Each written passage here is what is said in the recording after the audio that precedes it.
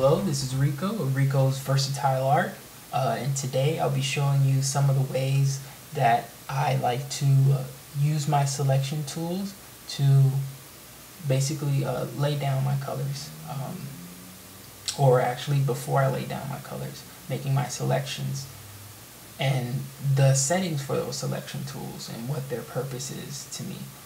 Alright, and we're going to start with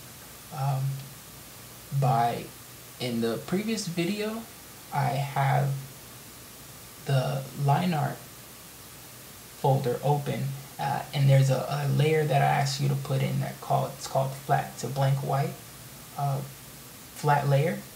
I would like you to actually move that to the actual flat folder. Close the line art folder and open the flat. We're going to be using that today.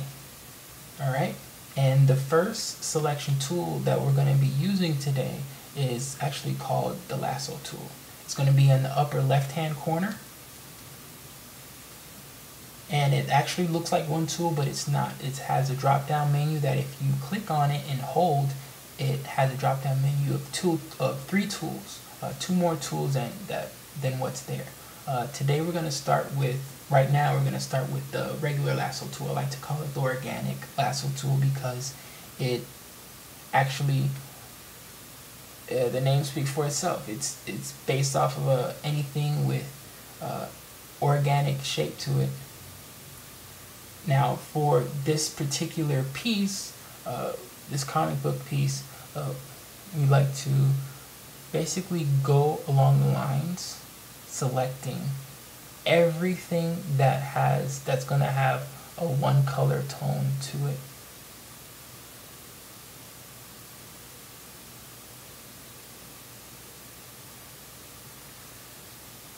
Alright, just an example. I didn't choose any more than that, but that's just an example. This actually has more to it. But everything that has a color tone, one color tone to it, you're going to go throughout the whole piece selecting those colors. That's how we're going to lay down our flats. Now the second selection tool, let's deselect. Now the second selection tool that we're actually going to be using is called the polygonal lasso tool, and this lasso tool is mainly based for anything with sharp edges and sharp corners and very precise edges. Alright, anything with a lot of edges, a lot of corners, this is the perfect selection tool for it. You can use it on here. You just have to be a little more precise on it. I like to use this one more than any other one. Alright, as you can see. Now the third one I actually don't really like to use, but sometimes it does come in handy with a lot of the thicker lines, easier, very crisp lines. My style is a little more rough, so this tool would not be that handy to me all the time. But it basically, the way that it works, it's magnetically drawn to anything that has high contrast or very dark color to it. For this particular tutorial, as you can see, it's the line work. The line work is what it's drawn to.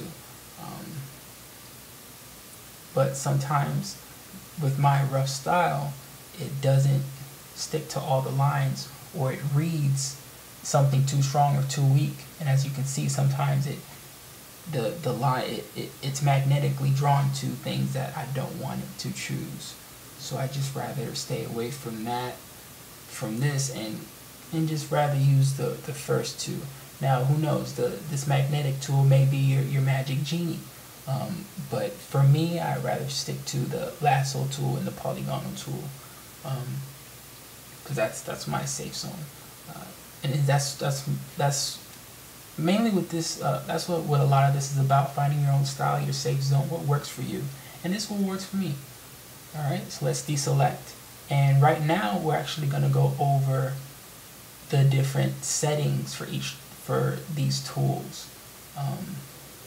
There are 4 settings. I actually like to use 3 of those settings. The 4th one, I don't really know what it does. It doesn't really pertain to me, but these first 3, that's what I stick to using. The first one is called let me see if I can show you, the new selection tool, which I like to call it the single selection. The way that this works is it allows you to select one thing at a time. And what this is good for is you can select one thing, but once you're done doing any kind of effects you want to that one object, okay, I'm done with that. Let me go on to the next thing. It deselects it and starts over a new selection. That way you can keep going. Alright, as you can see. But the second selection tool is actually the opposite, but it's still very useful in its own way. Alright, which is, I call it the group selection, but it's actually really called the add to selection, as you can see. And this just allows you to select multiple things within a selection. So let's say if I want to take the paint bucket tool and I want to color this in, but I also want these things to be colored in the same way, and they're all colored in. All I did was click on one and it colored all of them. But let's say I don't want to go that far as effects. Alright. Or let's say I'm not using the paint bucket tool.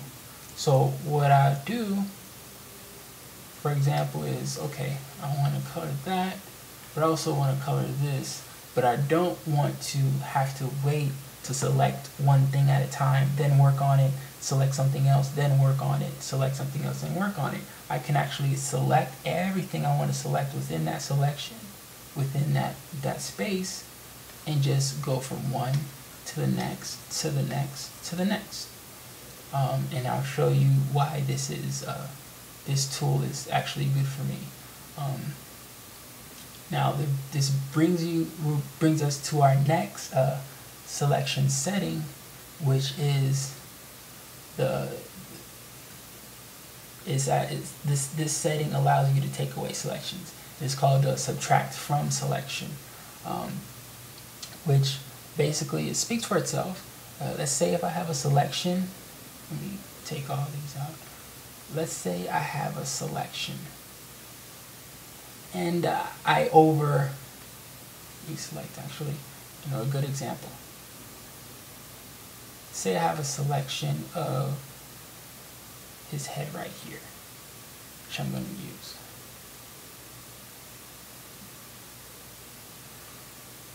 I selected part of his head, that's what I wanted to select, but I didn't want to select this halo right here.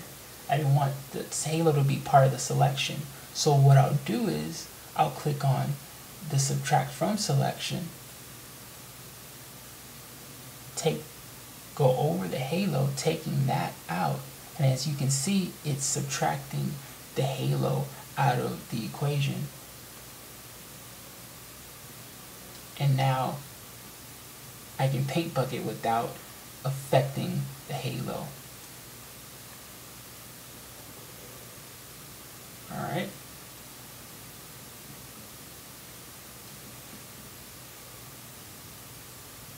Now another good thing, another useful thing to do is once you've gone through all your selections, because that's what I want you to do. I want you to go through all your selections that have one solid color to them. Like for example, this head is going to be a different color from the halo and a different color from these pipes that are right here.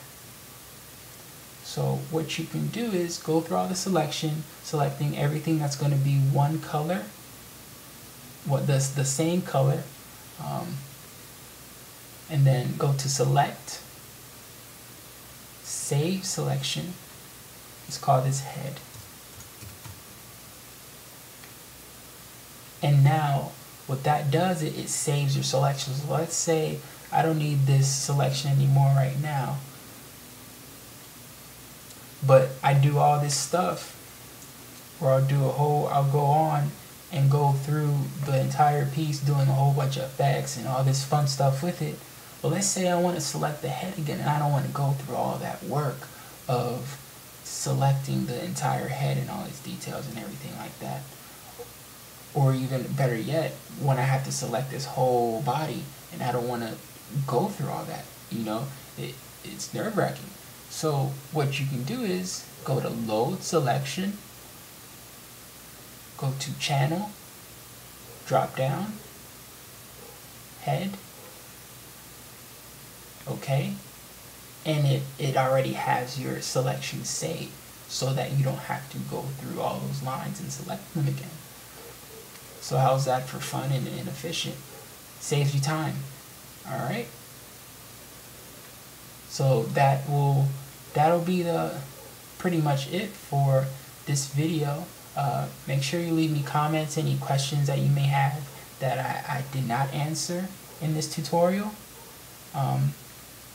Any questions, any comments at all, feel free to ask. I love answering questions. I love being asked questions. So stay tuned for the next video, which I'll be laying down flats and color and shading and all the extra fun stuff. Alright? Thank you.